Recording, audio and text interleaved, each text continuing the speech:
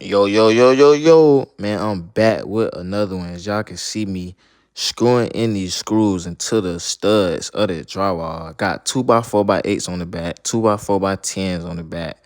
As y'all can see, like, I'm paint over, do everything. But I got about 30 screws in the face of the joint. I'm going to run pipe through it, do everything, solder, do all types of crazy stuff to the drywall, man. Just for fun practice. Easy peasy money, easy peasy, man. I got more tips. Watch my latest video for the full process.